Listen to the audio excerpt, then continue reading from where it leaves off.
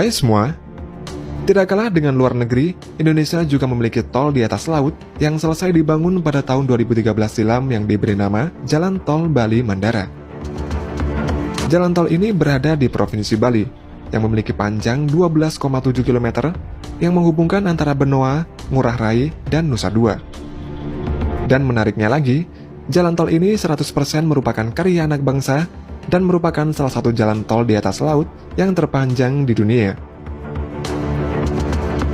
Berikut ini adalah proses singkat pembangunan jalan tol di atas laut di Indonesia. Pembangunan jalan tol Bali Mandara ini menghabiskan total biaya sebesar 2,5 triliun rupiah, di mana 30%-nya ini adalah modal equity atau modal sendiri. Sedangkan 70%-nya sebesar 1,7 triliun rupiah adalah pinjaman dari 6 bank.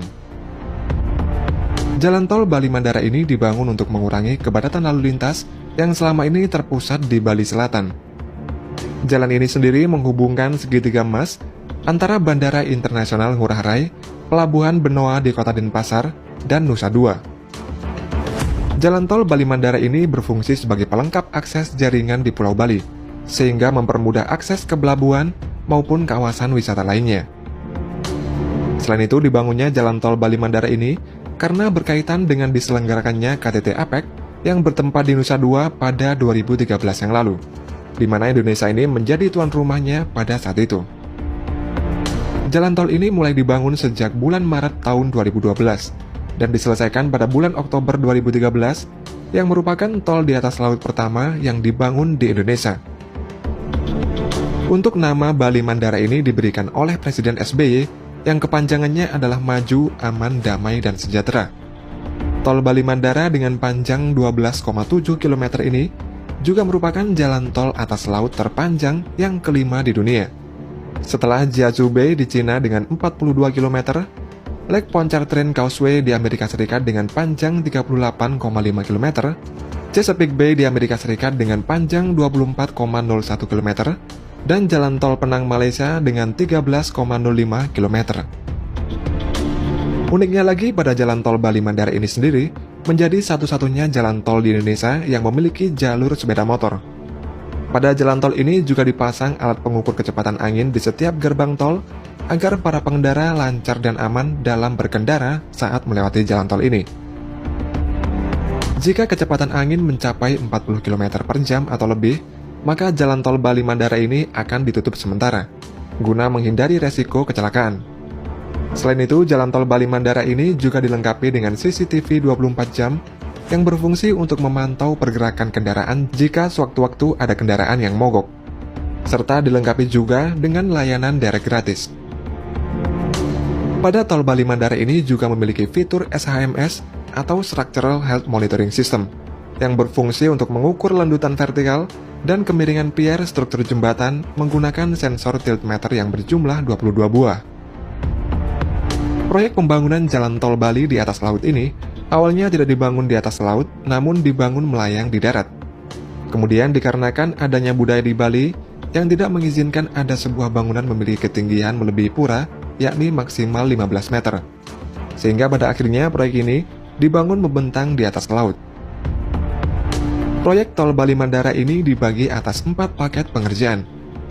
Pada awal desain tol, kontraktor memiliki kendala lahan yang akan digunakan untuk membangun bundaran karena bersinggungan dengan adanya pura yang tidak mungkin untuk direlokasi. Untuk mengatasi hal itu, kontraktor mengubah desain dengan sedikit bergeser agar tidak mengenai pura, sehingga bentuk desain bundaran ini menjadi tidak bulat sempurna. Proses pembangunan jalan tol di atas laut ini terdiri dari beberapa tahap, dan seluruh pengerjaan tahap-tahap itu dilakukan secara paralel yang dikerjakan pada waktu yang bersamaan. Sebelum pengerjaan dimulai, dilakukan dulu site installation, yaitu pekerjaan persiapan dalam pengaturan tata letak fasilitas dan sarana proyek. Pengerjaan dimulai dengan pemasangan tiang pancang yang dilakukan pada titik-titik pancang yang telah ditentukan. Masing-masing tiang pancang ini memiliki panjang 12 meter, yang ditanam di dasar laut dengan kedalaman mulai dari 2 sampai 4 meter. Lalu pada sambungan tiang pancang ini dilakukan pengelasan agar rata dan terintegrasi sempurna, serta diberikan perlindungan yang terdiri dari 3 lapisan yaitu Petropaste, Petrotape, dan HDPE agar tahan terhadap korosi. Tiang pancang yang sudah tertanam sempurna kemudian dipotong sesuai dengan elevasi yang ditentukan, yang jumlah totalnya ini sebanyak 14.000 tiang pancang. Dan seluruh material tiang pancang ini didatangkan dari Pulau Jawa yang didistribusikan melalui jalur darat. Kemudian dilakukan juga Pile Driving Analyzer atau BDA yang bertujuan untuk mengetahui daya dukung tiang terhadap beban dinamis aksial. Antar tiang pancang ini kemudian dihubungkan dengan pile cap yang berfungsi sebagai dudukan slab atau lantai jalan yang dipasangkan di atas tiang pancang. Selain menggunakan material beton yang digunakan seperti pada umumnya, ditambahkan juga campuran fly ash atau abu batu bara agar struktur betonnya ini menjadi lebih rapat. Dengan struktur beton yang lebih rapat, air laut tidak bisa meresap ke dalam lapisan beton, sehingga menghindarkan potensi korosi atau kerusakan akibat karat pada struktur baja di dalam beton.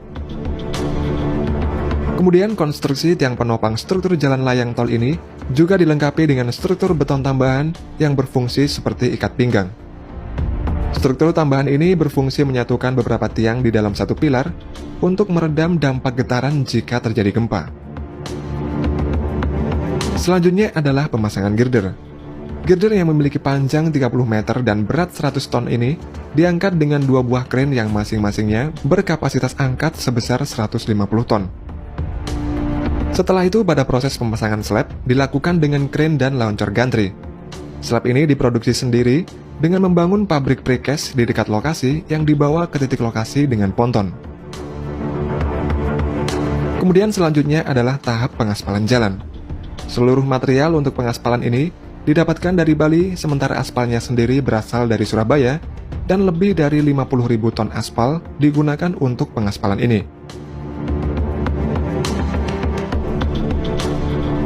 Setelah pengaspalan, tahap selanjutnya adalah pembangunan gerbang tol. Gerbang tol ini memiliki desain modern, namun tetap bernuansa kebalian. Dan yang terakhir adalah pemasangan infrastruktur pelengkap seperti rambu-rambu marka jalan, lampu lalu lintas, dan pengecatan pembatas jalan.